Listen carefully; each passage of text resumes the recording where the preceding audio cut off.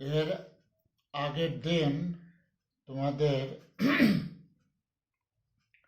যে পর্যন্ত পড়িয়েছিলাম তার পর থেকে আজকে পড়াচ্ছি। মাটির উপকার, অপকার, যত্ন ও পুষ্টি। স্বভাবত এখানে কথোপকথনের আকারে তোমাদের বা গল্পের আকারে তোমাদের এই জিনিসগুলো বোঝানো আছে, সেগুলো আমি আগে দেখিয়ে নেই। সুধাময় দেখল মাটিতে সুতোর মতো কী সব রয়েছে, তবে সুতো নয়। স্যারকে দেখালো, দেখেই স্যার বললেন, এ তো কেঁচো। মাটিটা রোদে শুকিয়েছে, এরা মরে শুকিয়ে কালো হয়ে গেছে। তোমরাও জানো যে মাটিতে কেঁচো থাকে, আরও অনেক পোকামাকড়, কীটপতঙ্গ এইগুলো থাকে। তাহলে কেঁচো তো একটু লম্বা মতো, সরু সুতোর মতোই, ওই জন্য শুকিয়ে গিয়ে আরও সুতোর মতো হয়ে গেছে, মাটিতে মিশেছিল, ওইটি ওই রকম দেখাচ্ছে। মিনতি বলল, স্যার ওগুলো তো মাটির স্বাভাবিক উপাদান। মাটির স্বাভাবিক উপাদান মানে যেগুলো মাটিতে স্বভাবতই থাকে, আপনা আপনি থাকে। হ্যাঁ, কেঁচো মাটির সজীব জৈব উপাদান। এমন আরও অনেক ছোট ছোট জীব মাটিতে থাকে। কিছু খালি চোখে দেখা যায়, কিছু আতস কাচ দিয়ে দেখা যায়। আতস কাচ মানে লেন্স। তোমরা কি আতস কাচ বা লেন্স করেছ, হলো সংগ্রহ করেছ? তাহলে তোমরাও এগুলো সব ভালোভাবে দেখতে পাবে। আতস কাচ দিয়ে মাটিকে পরীক্ষা করলেই দেখা যায়।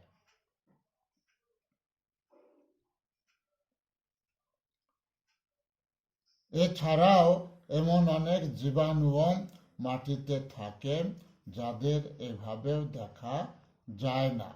অর্থাৎ জীবাণুগুলো আরও অনেক ক্ষুদ্র বা সূক্ষ্ম, খালি চোখে বা এই যে লেন্স বা আতস কাচ তা দিয়েও দেখা যায় না। জীবাণুদের দেখতে গেলে আরও অনেক শক্তিশালী অণুবীক্ষণ যন্ত্রের দরকার। এরা সবাই মাটির মৃত জৈব উপাদানকে ভাঙতে সাহায্য করে, তার ফলে মাটি উর্বর হয়। এই যে জৈব উপাদানগুলোকে ভেঙে মাটিতে মিশিয়ে দেওয়ার ফলে মাটিতে কি হয়, সার, ওগুলো সার হিসাবে ব্যবহৃত হয়। ফলে মাটির উর্বরতা শক্তি বেড়ে যায় এবং কি হয়, মাটিতে ফসল উৎপাদন ভালো হয়। কৃষকরা ভালো ফসল ফলাতে পারে। বিরাজ বলল, স্যার দিলেও তো মাটির উর্বর হয়। নাইট্রোজেন সার, ফসফেট সার, কম্পোস্ট সার, এই যে সারগুলোর নাম আমি এখন বললাম, নাইট্রোজেন সার, ফসফেট সার, কম্পোস্ট সার, এগুলো হলো রাসায়নিক সার। আর আগে যেটা বললাম আমি, সেগুলো হলো জৈব সার। জৈব সারগুলোই কিন্তু মাটির পক্ষে সবচেয়ে ভালো। এরপর যা আছে, সার থেকে বিভিন্ন উপাদান নেয় গাছ। সার থেকে, সব সারের মধ্যে অনেক উপাদান একসঙ্গে থাকে, তার মধ্যে থেকে গাছ নাইট্রোজেন, ফসফরাস, পটাশিয়াম এসব উপাদান বেছে নেয়। এগুলো খনিজ মৌল। নাইট্রোজেন, পটাশিয়াম, ফসফরাস এগুলো সব খনিজ মৌল। এইগুলো উদ্ভিদের পুষ্টির জন্য খুবই প্রয়োজন। তাতে মাটির সজীব উপাদান কিভাবে সাহায্য করে? তপন বলল, কম্পোস্ট তো জৈব সার, অনেক ভাঙলে তবে গাছ নাইট্রোজেন ফসফরাস পাবে।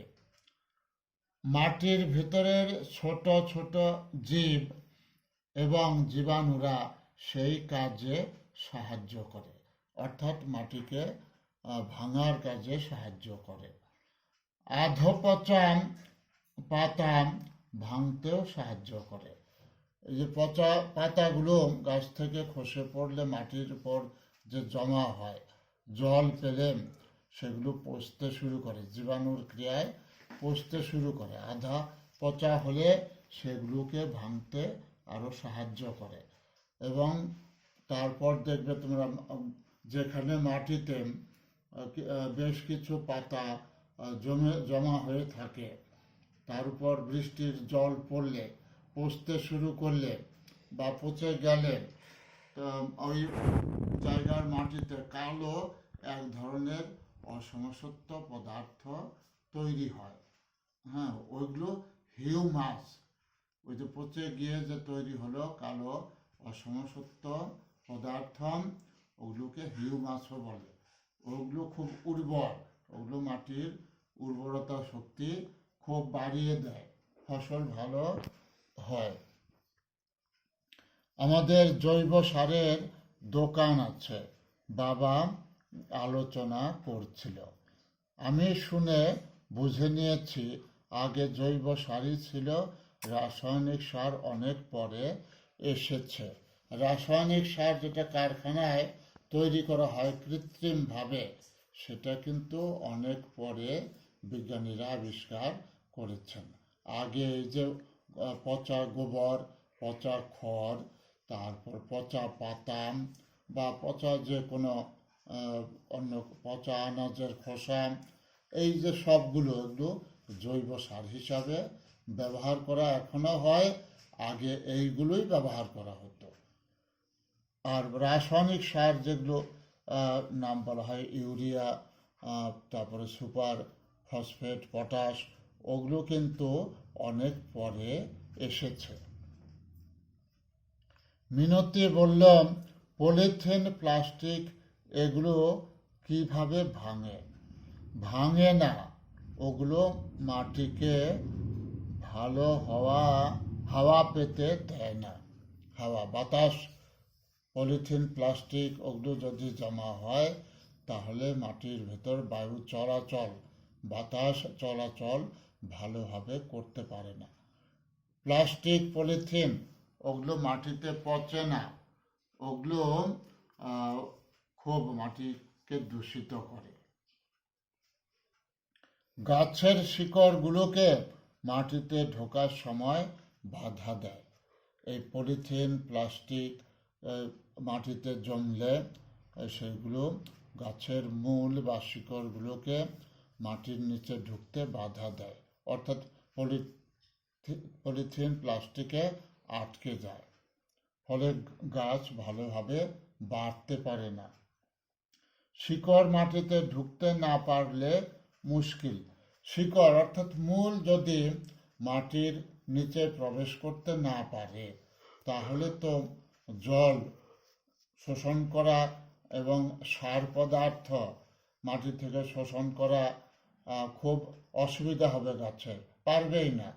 ফলে কি হবে? গাছের পুষ্টি ঠিকমতো হবে না, গাছ বৃদ্ধি পাবে না, বড় হবে না ঠিকমতো। ফলে কি হবে? ফসল ভালো হবে না। সার থেকে বিভিন্ন উপাদান নেয় গাছ।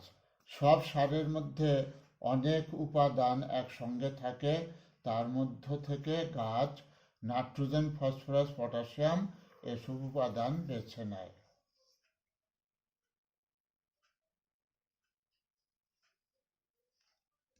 এখন তো হয়ে গেল না?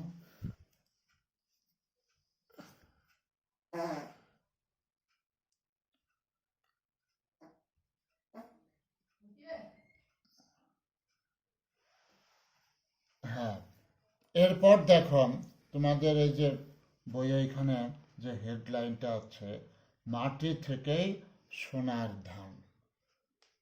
ধান গাছ, ধান মাটিতেই চাষ করা হয়, কৃষকরা জমিতে চাষ করে, সেখানে সোনার ফসল ধান ফলে। এই জন্য হেডলাইনে এখানে বলা আছে মাটি থেকেই সোনার ধান। আমন ধান রোয়ার জন্য জমিতে একটু জল দাঁড়াতে হয়। ধানের ছোট চারা বীজতলা থেকে তুলে বসানো হয়। তোমরা জানো যে ধান প্রধানত তিন ধরনের, আমন ধান, আউশ ধান আর হলো বোরো ধান। আমন ধান দেখবে বর্ষাকালে যখন ফসলের ক্ষেতে জল জমে তখন কৃষকরা কি করে, জমি চষে নিয়ে ভালো করে চাষ করে নিয়ে জমি কাদা করে তারপর ওই আমন ধানের চারাগুলো বীজ তলা থেকে তুলে এনে নির্দিষ্ট দূরত্ব পর পর ভালো করে লাগিয়ে দেয়, বুনে দেয়। তবে আউশ ধানের জন্য বীজতলা দরকার হয় না। আউশ ধান কি করে, মাটি চাষ করে ফাল্গুন চৈত্র মাসে হলো আলগা মাটিতে হাত দিয়ে হলো আউশ ধান ছিটিয়ে বুনে দেয় বা এখন যন্ত্র আছে, যন্ত্রের সাহায্যে বুনে দেয়। রোয়ার আগে মাটিটা কাদা করতে হয়। টানা বৃষ্টি হলে নিচু জমিতে জল দাঁড়ায়, তখন বীজতলা থেকে বীজ ধান উপরে রুয়ে দেয়। অপর্ণা চাষের কাজ দেখেনি, কিভাবে চাষ করে কৃষকরা সেটা অপর্ণা দেখেনি, তাই বলল বীজ ধান মানে কি।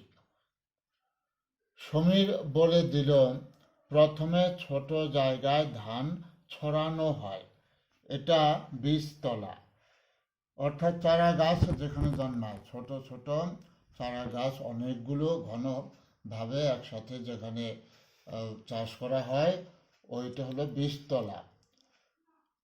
ঘন হয়ে ছোট ছোট চারা গাছ বের হয়, সেই গাছগুলোকে বলে বীজ ধান।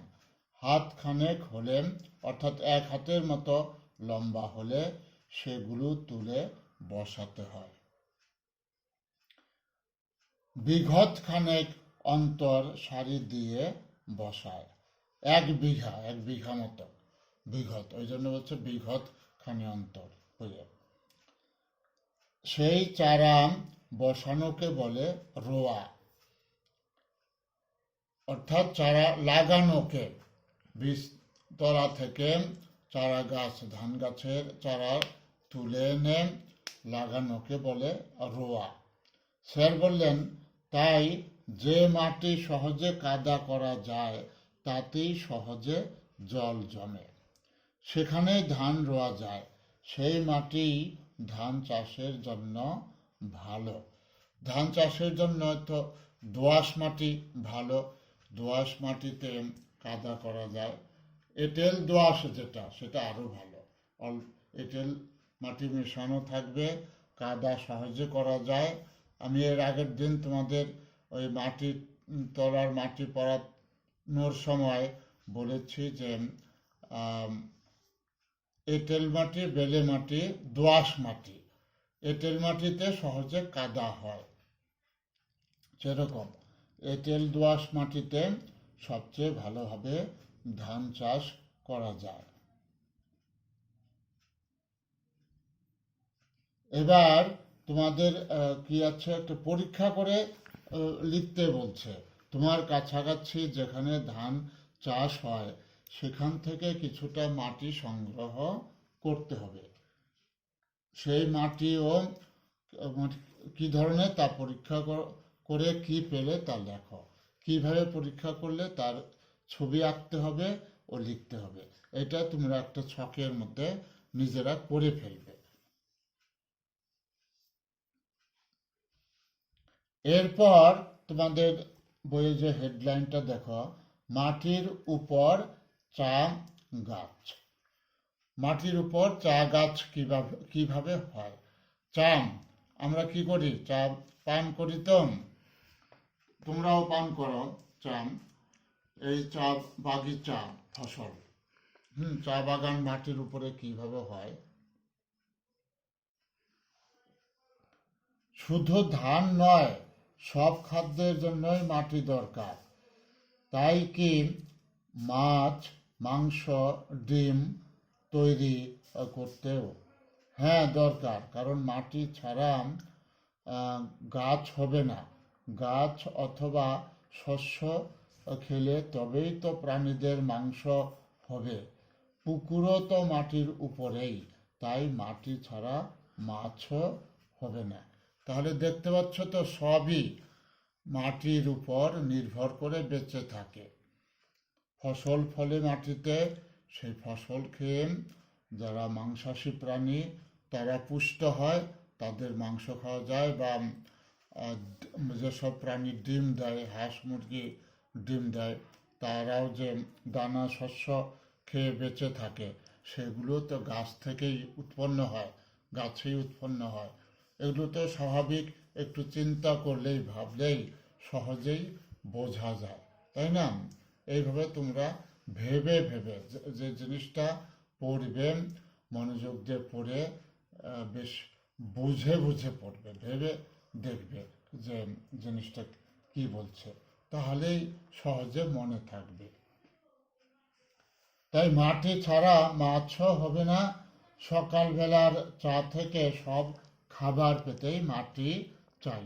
চা গাছও মাটিতেই জন্মায়, অতএব মাটি থেকে জল, তারপর সার পদার্থ নিয়েই বড় হয়। এই জন্য সব গাছই হলো বড় হওয়ার জন্য মাটির দরকার। রাবেয়া অবশ্য মাটির উপর চা গাছ দেখেনি, শুধু শুনেছে দার্জিলিংয়ের পাহাড়ে চা হয়। সেও কি আসলে মাটিতে? রাবেয়া এই কথাটি জিজ্ঞেস করছে স্যারকে। চা গাছও তো মাটিতেই হয়। দার্জিলিংয়ের চা স্বাদে গন্ধে অতুলনীয়, সবচেয়ে ভালো, পৃথিবীর মধ্যে সবচেয়ে ভালো, অর্থাৎ পৃথিবীর সবচেয়ে উৎকৃষ্ট চা দার্জিলিংয়ে জন্মায়। স্যার বললেন, মাটিতে তো বটে, দার্জিলিংয়ের পাহাড়েও মাটি থাকে, তার উপরে চা গাছ হয়। অজিত বলল, পাহাড়ে ধান শাকসবজি হয় না? জিজ্ঞেস করলো অজিতের মনে প্রশ্ন এলো, তাহলে পাহাড়ে কি শাক সবজি, ধান এগুলো হয় না? হয়, সবেরই চাষ হয়। উঁচু তো, মে জুন মাসেও ঠান্ডা। কপি হয়, পাহাড়ের ঢালে চাষের ছোট ছোট জমি তৈরি করে নেওয়া হয়, অনেকটা সিঁড়ির মতো, সেখানে জল আটকে ধান চাষও হয়। একে কি বলে? ধাপ চাষ বলে। সিঁড়ির মতো যেরকম ধাপে ধাপে মাটি কাটা থাকে, তো ওইখানে জল, বৃষ্টির জল জমিয়ে নিয়ে এইগুলো চাষ করা হয়। ওই জন্য এই ধরনের চাষকে ধাপ চাষ বলা হয়। তোমরা যদি ফুন্ডসোলিং, আমাদের মাদারিহাটের কাছাকাছি যদি ফুন্ডসোলিংয়ে ঘুরতে যাও, তাহলে ওখানেও পাহাড়ের গায়ে দেখবে এরকম সিঁড়ির মতো ধাপ ধাপ করে কেটে চাষ করা হয়, বৃষ্টির জল জমিয়ে। একে ধাপ চাষ বলে। ওরা এত জানতো না। শ্যামল বলল, পাহাড়ে এত মাটি আছে? ধান বা শাকসবজি চাষে মোটে 1-1.5 ফুট গভীর মাটি লাগে।